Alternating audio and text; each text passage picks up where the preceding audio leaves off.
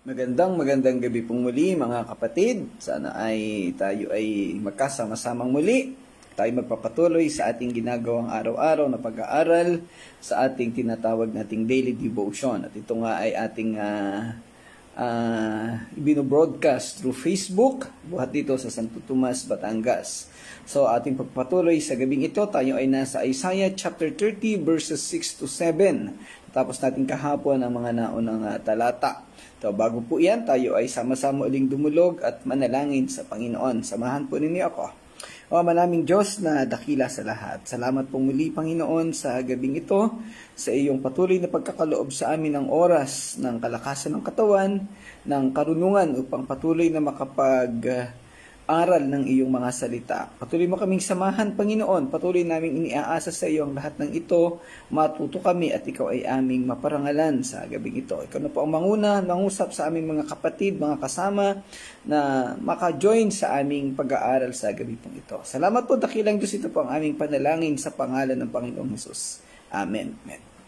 Okay, so yan, tayo nga po ay nasa Isaiah chapter 30 verses 6 to 7 sa ating yan po ang ating nakatakdang aralin sa gabing ito. Pero bago yan, tayo po ay magsimula muna uli sa recap, ating bigyan ng pagbabalik tanaw, pagbabalik aral ang ating mga natalakay noong kahapon, no po, Sunday ng gabi. At ito po ay naandoon sa talatang 2 hanggang 5.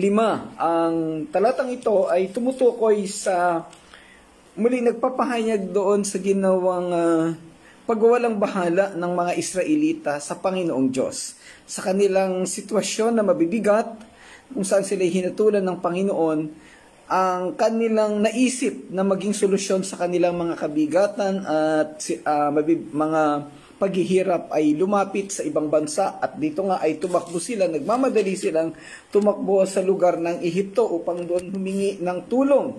Ito'y binabanggit doon sa verse 2. Ang sabi doon, nagmamadali silang pumunta sa Ehipto upang humingi ng tulong sa Paraon, ngunit hindi man lamang sila sumangguni sa akin. So ito yung isang pinaka-common na sitwasyon na mabigat na ginagawa ng mga tao.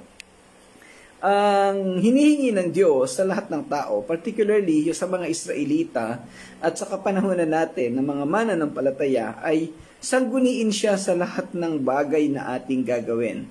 Magandang gabi, Pastor Claude. Salamat sa iyong pagsama agad. Lahat ng ating gagawin, lahat ng ating iisipin, even yung ating mga damdamin, dapat nating isangguni sa Panginoong Diyos.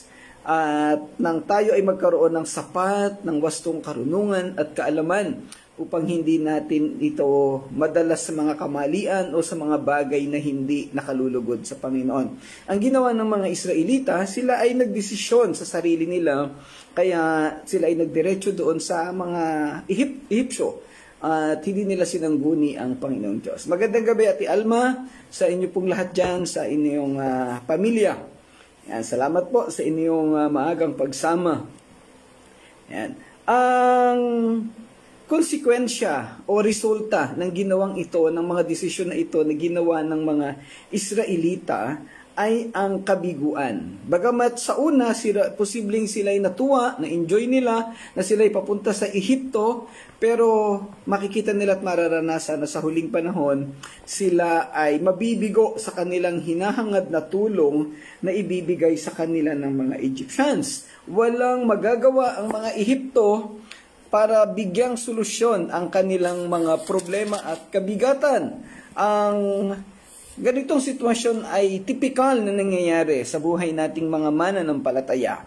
Kung tayo'y nakakaranas ng mga mabibigat na problema, magandang gabi, Sir Irene, nakakaranas tayo ng mabibigat na problema, mga kabigatan sa ating buhay, malimit na hindi natin kinasangguni ang Diyos. Sa halip tayo ay pumupunta sa ibang mga sitwasyon kung saan tayo humahanap ng solusyon o mga pagpapayo sa ibang tao.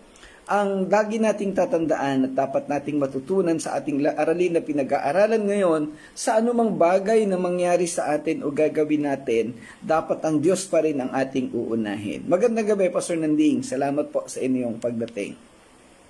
gaano man kaseryoso o gaano man kasimple ang isang bagay na ating maranasan, sa Panginoong Diyos pa rin tayo hihingi ng patnubay at ng solusyon sa anumang bagay na ito na ating ginagawa o anumang ating magiging desisyon, para sigurado na tayo ay magkakamit ng tagumpay at tayo ay magkakaroon ng kapayapaan sa anuman ang maging resulta. May mga pagkakataon na yung ating inaasahang solusyon na sa isang bagay ay hindi eksaktong nangyayari.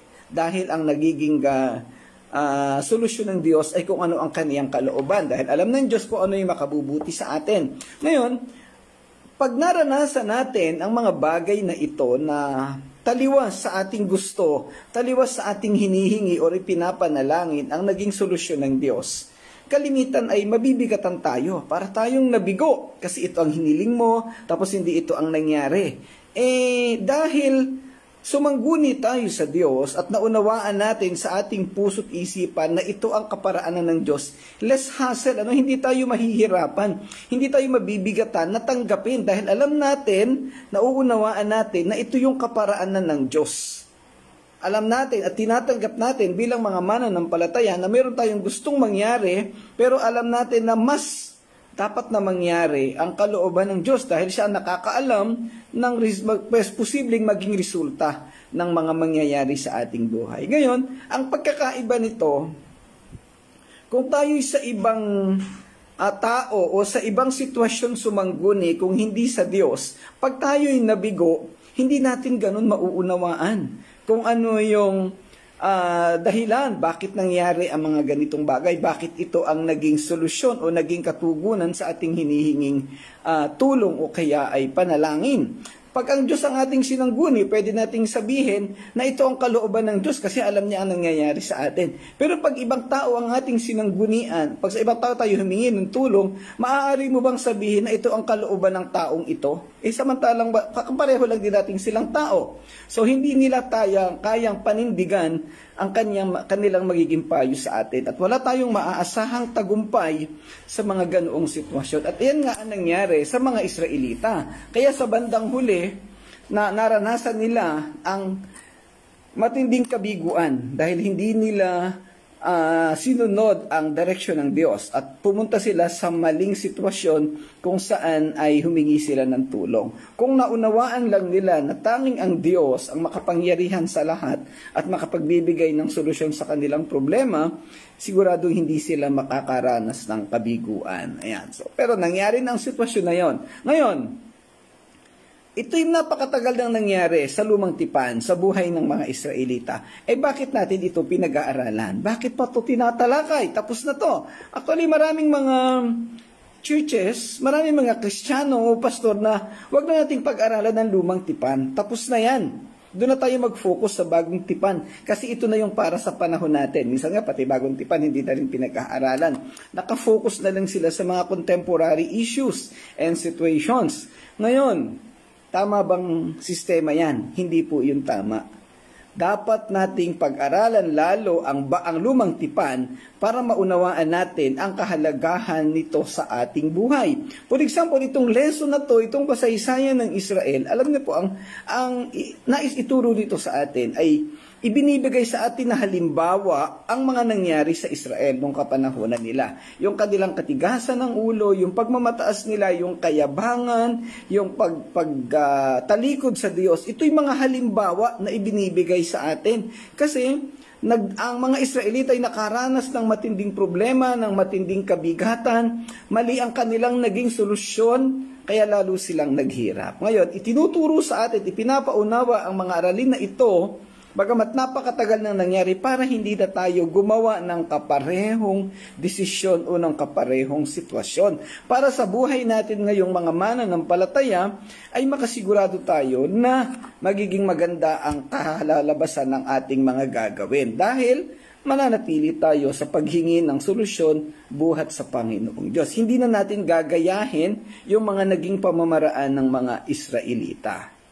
And let these lessons be an example, be a model para sa ating kinabukasan, para hindi na tayo mapapapunta sa mga maling sistema ng mundo. Okay. Now, yung mga naging kaparanan ng Israelita, nagpahamak sa kanila eh. So ngayon, alam na natin, sigurado, hindi na natin ito gagawin kasi ayaw nating mapahamak. Yan. Okay, punta tayo sa verse 6. Ito yung lesson natin sa gabing ito.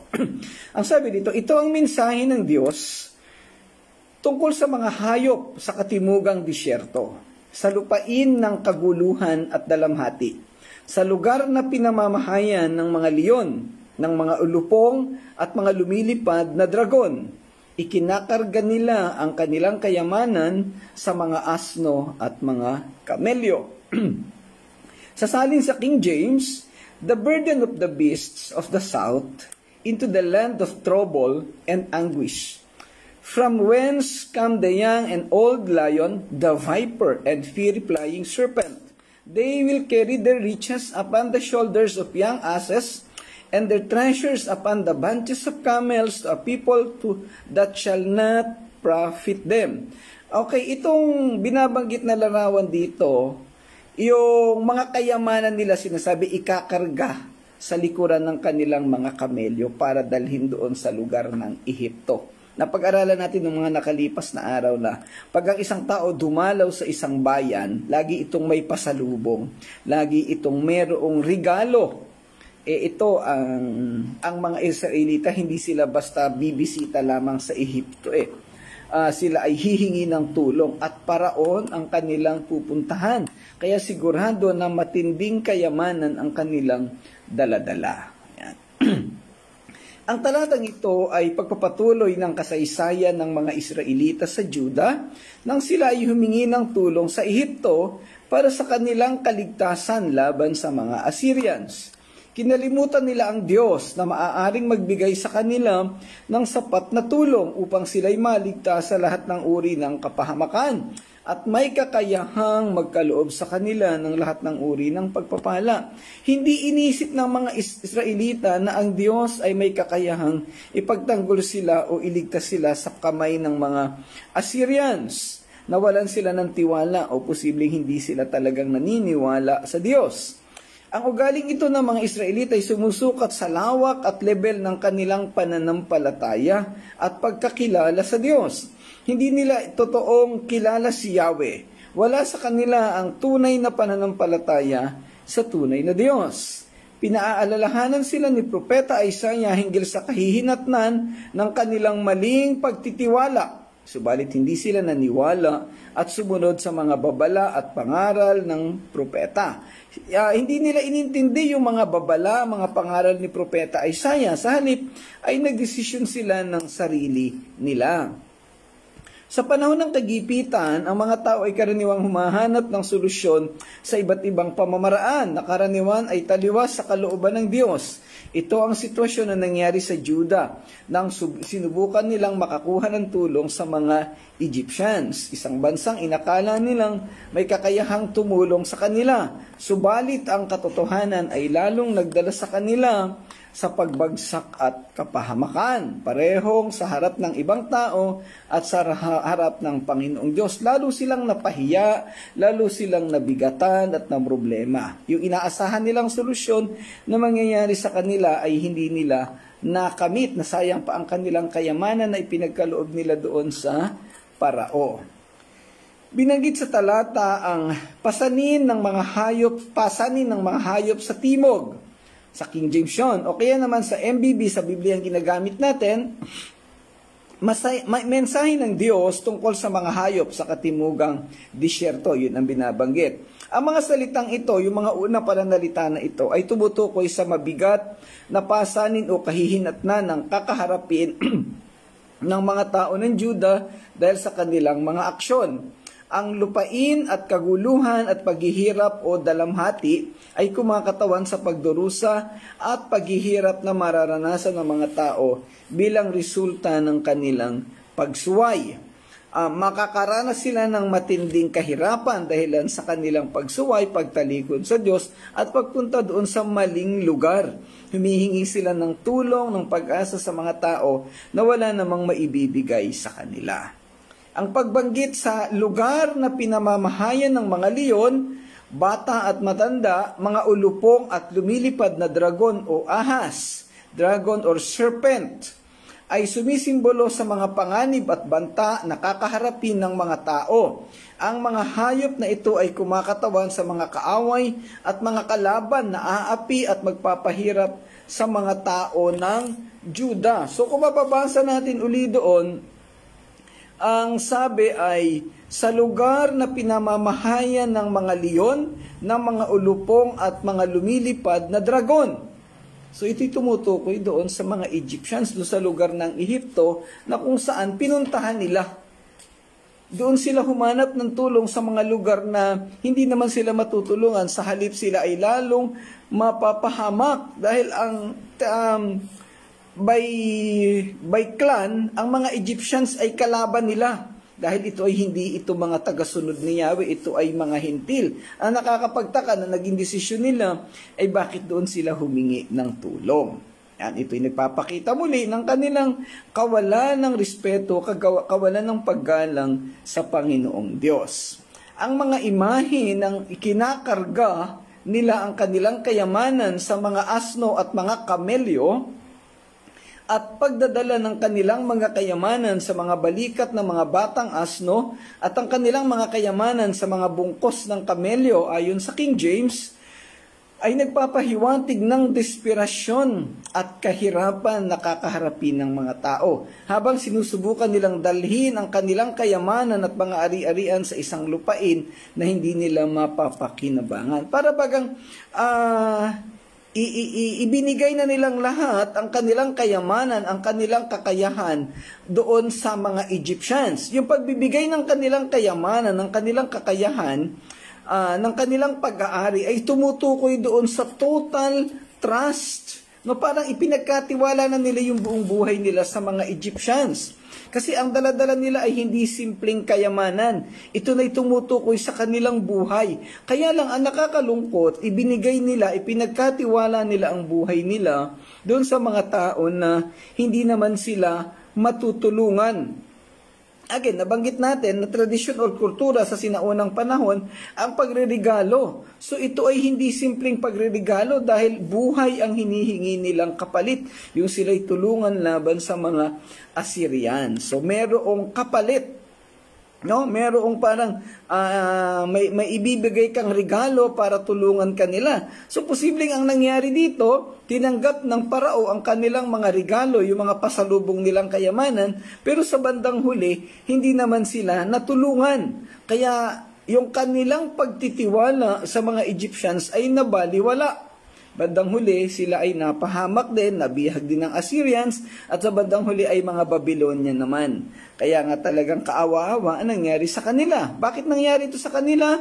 Dahilan sa katigasan ng ulo, sa pagmamataas, sa paglimot at sa pagtalikod sa Diyos. Again, ito'y lumalarawan sa karaniwang sitwasyon ng mga tao sa kasalukuyang panahon. Bagamat alam nating lahat, general context of these verses ay sa mga Israelita sa kapanahon ng Lumang Tipan. Pero on the practical side, dalhin natin sa ating sitwasyon ngayon bilang mga mananampalataya.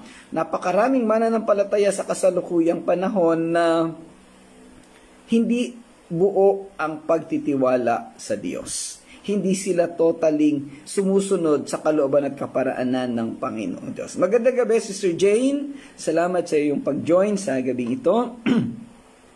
Ang pangkalahatang tema ng talatang ito'y babala at paghatol. Ito'y nagsisilbing isang babala sa mga tao ng Juda na humihimok sa kanila na talikuran ang kanilang mga makasalanang paraan at humingi ng pagtubos at kapatawaran mula sa Diyos. Ang mga kahihinatnan ng kanilang mga aksyon ay nilinaw at ang imaheng ginamit sa talata na nagpapaunawa ng isang matingkad na larawan ng pagdurusa at paghihirap na kakaharapin ng mga tao kung hindi nila pakikinggan ng babala ni Isaiah. At ganoon na nga yung nangyari. Again, dalhin natin sa larawan ng sitwasyon sa kasalukuyang panahon. Kung tayo'y susuway sa utos ng Diyos, kung hindi natin siya susundin, kung hindi tayo tatalima sa kanyang mga kautusan at gabay, ay pwedeng maranasan din natin ang kahirapan na kagaya ng naranasan ng mga Israelita. Well, sa panahon ng Israel, ang kanilang kapahamakan na nangyari ay yung pagkabihag sa Babylonia at kamatayan ng kanilang lahi. Sa ating kapanahunan, ito'y tumutukoy sa pagbagsak natin sa apoy ng impyerno. O pwedeng yung maliit na bahagi lamang ay mapahamak na tayo dito sa mundo, makaranas ng iba't ibang kabigatan at mawalan tayo ng kapayapaan sa ating buhay. Pero ang pinakadulo ng lahat ng ito ay yung kapahamakan doon sa apoy ng impyerno. Well, kaya lagi nating idinidiin at chinecheck yung salitang kasiguraduhan ng kaligtasan ay para alam natin na hindi tayo mapapahamak pagdating ng panahon ng ating kamatayan o pag bumalik na ang Panginoong Hesus dito sa lupa. Dapat makasigurado tayo. At ang totoong kasiguraduhan ay magbibigay ng buhay sa atin ng pananaw ng sistema na susunod tayo sa Diyos. Sa Kanya tayo magtitiwala, sa Kanya tayo hihingi ng kalakasan, ng karunungan, at hindi tayo magtitiwala sa ating mga sarili o kung saan mang mga ibang uri ng tao o ibang kalakasan na nandito sa mundo. Yan. Hindi sa politiko na ngayon ay busy-busy sa pangangampanya, hindi sa pera ng gobyerno na kung saan-saan lamang naman napapadpad. Ayan. So tayo ay magtitiwala sa Panginoong Diyos. Ibigay natin sa Panginoon ang buong pagtitiwala natin at siya ang magbibigay sa atin ng pag-asa sa mga bagay, sa mga mabibigat na bagay na ating nararanasan. Yan. Muli binibigyang diin ng talatang ito ang pangangailangan ng pagsisisi at pagtubos. Kung paanong ang mga Israelita ay hindi nagsisi, hindi tumalima sa utos ni Isaiah, lalo nilang tinalikuran at iniwanan ng Diyos.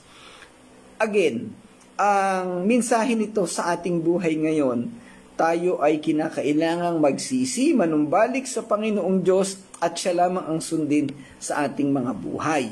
Ang talatang ito ay nagpapatibay sa pangkalahatang tema ng mga kahihinatnan ng kasalanan at ang pangangailangan ng pakikipagkasundo sa Diyos. Walang anumang makakatulong sa atin kung hindi ang pakikipagkasundo sa Diyos.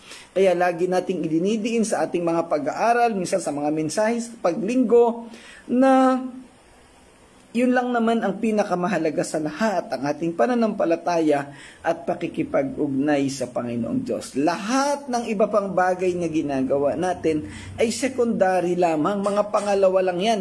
Ang lahat ay dapat na magsimula doon sa pananampalataya. Kung napakarami man nating ginagawa, ang daming activities, ang daming ministry, pero kung wala naman tayo ng totoong pananampalataya, lahat ay baliwala. Maraming mga church, punong-puno ng activities kasi sila ay activity-based para ma-enjoy ang buhay nila, para yung mga tao ay laging pumupunta doon sa church.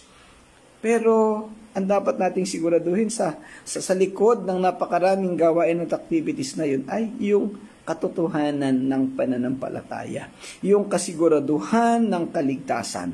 Yan, kaya lagi nating chinecheck ang mga bagay na iyan. Okay? Kaya nung Sunday, meron tayong kaunting activities na, actually yun ang purpose noon.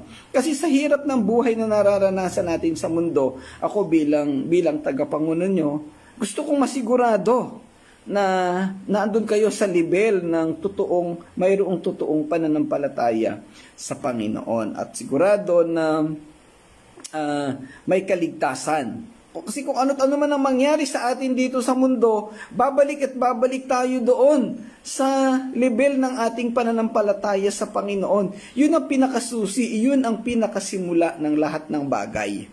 Noon simula pa nung una, yan na ang aking idinidiin lagi, yung pananampalataya. Hindi ko alam kung natatandaan ni Sister Jane, so napakatagal ng panahon nung magkakasama tayo dito sa SMCF. So ganun pa rin. At simula noon hanggang ngayon, ganun pa rin ang ating itinuturo at pinapanghawakan. Yan. Sa verse 7, ang bansang Ehipto ay hindi maaasahan, kaya tinawag ko siyang inutil na dragon. Sa King James, for the Egyptians shall help in vain and to no purpose. Therefore I have cried concerning this, their strength is to sit still. Is to sit still, ibig sabihin, walang kwenta. Sa Tagalog, ginamit yung inutil.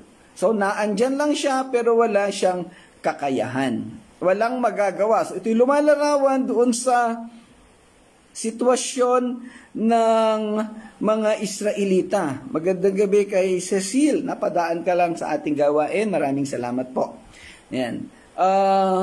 Muli ang talatang ito ay pagpapatuloy ng mga naunang talata na nakasentro sa ginawa ng mga Israelita sa Juda na paghanap ng tulong sa Ehipto sa halip na sa Panginoong Diyos. Sa talatang ito, ang Ehipto ay inilalarawan bilang pinagmumula ng huwad na pag-asa at pagtitiwala.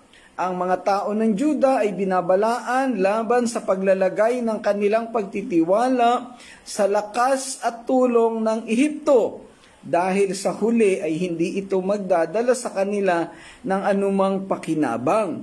Ang imahe ng nakaupo na tahimik o kaya ay inutil na dragon ay nagmumungkahi ng kakulangan ng pagkilos o paggalaw na nagpapahiwatig na ang tunay na lakas at seguridad ay matatagpuan lamang sa pamamagitan ng pag-asa sa Diyos sa halip na humingi ng tulong sa mga kapangyarihan ng tao. Ibig sabihin, alam mo yung opposition, yung contradiction ng mga words na ginamit. Yung salitang dragon, ito'y nagpapakita ng kapangyarihan, ng kalakasan. So, ibig sabihin, very powerful itong dragon. Samantalang ang ginamit na description sa kanya ay inutil. So, paano mangyayari? Yung isang powerful na hayop ay magiging inutil. So, yung dragon, sumisimbolo sa Ehipto na napaka-makapangyarihan, malakas. Subalit, inutil. Ibig sabihin, wala itong magagawa para iligtas ang mga Israelita. Despite of his power, of his strength, yung kanyang kayamanan, hindi niya kayang iligtas ang mga Israelita sa kaniyang kahirapan na dinadaanan sa sitwasyon o sa kapanahonan ito. So ngayon, kung tayo hihingi ng tulong sa ibang tao, siguraduhin natin na matutulungan tayo. Pero yun nga, the safest thing is sa Diyos tayo humingi ng tulong at hayaan natin na ang Diyos ang gumawa ng paraan. Hayaan natin na ang Diyos ang gumamit ng mga tao para tayo ay tulungan. At sigurado naman ito'y gagawin ng Panginoon dahil tayo ay pinagmamalasakitan niya.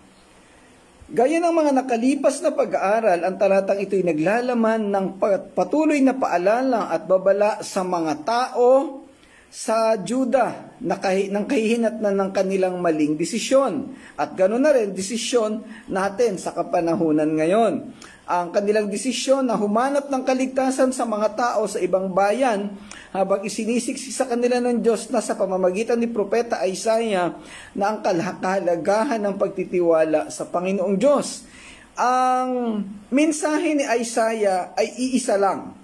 Magtiwala kayo sa Diyos. Sumunod kayo sa kanyang kautusan at kung kayo mga nagkasalaman, manumbalik kayo sa kanya. Yun lang naman ang sinasabi ni Isaiah o ng lahat ng mga propeta. Kaya lang dahil sa katigasan ng ulo, hindi sila nagtiwala. Sa ating panahon ngayon, isa lang din naman ang mensahe ng Biblia sa ating lahat. Manampalataya tayo sa Panginoong Hesus bilang Diyos at tagapagligtas. At sabi nga ni Pastor Claude, pag yun ang ating ginawa, tapos na ang boxing. Wala na tayong pag-uusapan. Wala na tayong iba pang gagawin. Palalawakin na lamang natin ang ating kaalaman para lalo nating maunawaan at makilala ang Diyos, ang Panginoong Hesus na ating pinagkatiwalaan. Ayan. Ang isa pang tema na sa talatang ito ay ideya ng banal na soberanya at kawalang saysay ng mga pagsisikap ng tao laban sa kalooban ng Diyos. Again, dalawang bagay po ito. Yung soberanya ng Diyos, tumutukoy sa pangkalahatang otoridad at kapangyarihan ng Diyos, yung kanyang kalakasan, yung mga bagay na kaya niyang gawin. Hindi kayang kontrolin ng sino man ang kapangyarihan ng Diyos. Walang makapagsasabi sa kanya na, Lord, mali ang ginawa mo, dapat itong suggestion ko ang gawin mo. Hindi natin kayang gawin, hindi natin po pwedeng sabihin ang mga bagay na yon. Si ang Diyos ang pinakamatalino at nakakaalam ng lahat ng bagay Now, dahil na-establish natin ang sovereignty ng Diyos, tayo ng mga tao, ang ating role naman ay sundin ang kaniyang kaparaanan. Magsikap tayo na sumunod, umayon sa katuruan ng Diyos. At yan ang tinatawag nating human responsibility. Wala po tayong ibang responsibilidad sa mundo kung hindi sumunod lang sa soberanya ng Diyos. Yan po yung hindi nauunawaan ng mga typical na contemporary na churches. Akala nila kasi pag nabanggit yung salitang reform o nabanggit yung salitang Calvinism, extreme na. Hindi po yun. Dalawang bagay lang naman ang binabanggit. That's sovereignty of God and human responsibility. Dapat mabalansi natin ng mga bagay na yon. Ngayon, paano mababalansi kung ang ginagawa nila kontra na lang ng kontra? Ayan, hindi nila inuunawa yung nilalaman ng mga bagay po na ito. Ayan. So, again, kung meron kayong mga katanungan pa sa mga bagay na to about Reformed theology, pwede naman natin itong pag-usapan. At napakasarap pong talakayin ng mga bagay na ito. Ayan. Sa pangkalahatan, ang talatang ito'y nagdadala ng makapangyarihang mensahe tungkol sa mga panganib ng pag-asa sa makamundong kapangyarihan at lakas ng tao sa halip na magtiwala sa soberanya at probisyon ng Diyos. Ito ay nagsisilbing walang hanggang paalala ng kawalang kabuluhan ng paghahanap ng katiwasayan at kaligtasan sa pamamagitan ng anumang bagay maliban sa pananampalataya sa Diyos. At ang sukdulang kawalang kabuluhan ng pagsalungat sa kanyang kalooban. Ganun pa rin yung pakinabang, yung benepisyo, yung mapapala natin pag tayo sumunod o pagdanampalataya sa Panginoong Diyos. At sa kabilang banda, yung kapahamakan, kapangitan, yung mangyayaring mga negatibong bagay sa atin kung hindi naman natin siya susundin. So it's a matter of choice. Ano ba yung gugustuhin natin? Sumunod at pagpalain o lumaban at makaranas ng kabigatan. Kayo na po yung mamili. Hindi ko kayo pwedeng diktahan kung anong inyong pipiliin. But sigurado ako, yung katotohanan na nandito kayo at kasama ko kayong nag-aaral sa gabing ito, ay nandun tayo sa pagpili ng kapayapaan at katiwasayan sa sitwasyon na susunod tayo sa kalooban ng Diyos. Kasi itong ating ginagawang pag-aaral na to, araw-araw ito. Sabi ko nga kahapon sa church, masyadong boring na yata ang ating ginagawa. Laging ganito, araw-araw. Pero alam niyo po, yung pinaka-boring na sitwasyon sa buhay natin, yun ang pinaka-magdadala sa atin ng kagandahan at para tayo lalong mapalapit, lalo nating makilala ang Panginoong Diyos. Kahit kaya tinawag na boring, kasi nakakasawa. Pero ang test ng paglago ay doon sa pananatili mo sa isang bagay na nakakasawa. Pag ikaw ay nainip, nagsawa, ay baka hindi ka karapat-dapat sa Panginoong Diyos, sa Kanyang kaharian. Kaya dinidevelop natin unti-unti dito sa ating sistema yung pagiging matiyaga. Hindi naman actually particular na lesson lang ang pinag-aaralan natin dito O natuto tayo sa mga lesson, pero ano yung isang bagay na dinidevelop sa atin dito? Yung karakter natin, yung patience, yung ating katiyagaan, yung pagpapanatili sa pag-aaral ng salita ng Panginoon. Kasi minsan talagang nakakasawa. Minsan kasi paulit-ulit na lang, lalo na dito sa mga kabanatang tinatalakay natin. Minsan from verse 1 up to the last verse, iisa naman yung tema. Pero ini-explore nating maigi. Pinapalawak natin ang talakayan para lalo nating maunawaan. So talagang boring. Kung ikaw ay hindi totoong mananampalataya, kung mababaw ang pananampalataya at pagtingin at pagkilala mo sa Panginoong Diyos, talagang maiinip ka. Pero, kung totoo kang mananampalataya, diyan lalalim at lalo kang magkakaroon ng interest. So, kayo na po yung humusga, kayo na yung mag-assess sa inyong nararamdaman, sa inyong damdamin, sa mga binanggit ko na yon. So, kung sasaan ka man sa lugar na yon, pwedeng-pwede namang ma-improve pa ang kalalagayan natin ng pagsunod sa Panginoon. Habang hindi pa bumabalik ang Panginoon, matuto tayong magtiyaga, ma-develop ang ating karakter at pagsunod sa Kanya. Muli, ang talatang ito'y nagpapahiwatig ng dalawang bagay.